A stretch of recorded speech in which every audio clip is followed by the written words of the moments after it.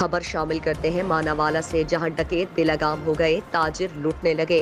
आवाम में खौफ व हिरास, शहरी अपने आप को गैर महफूज समझने लगे। पुलिस खामोश, ताजिर बिरादरी ने DPO शेखपुरा फैसल मुख्तार से नोटिस लेने का मुतालबा कर दिया। मजीद तफसीलात जानते हैं हमारे C1 न्यूज़ के नुमाइंदा डॉक्टर गुलजार से।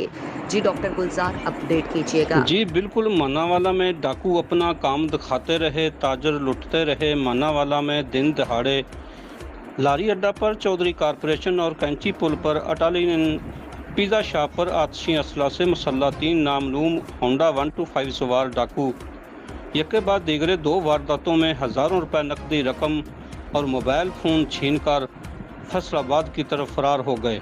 डकैती की पहली वारदात लारी अड्डा मानावाला पर चौधरी कॉरपोरेशन में हुई, जहां पर होंडा 125 सवार 3 डाकू ने दुकान के मालिक चौधरी अख्तर हुसैन चीमा से असला के जोर पर 30,000 रुपये नकदी रकम और मोबाइल फ़ोन छीन कर फरार हो गए।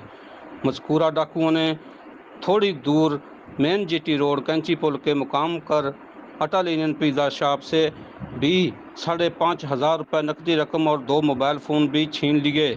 वारदात के बाद डाकू अपना होंडा 125 मोटरसाइकिल पर सवार होकर फैसलाबाद की जानब फरार हो गए।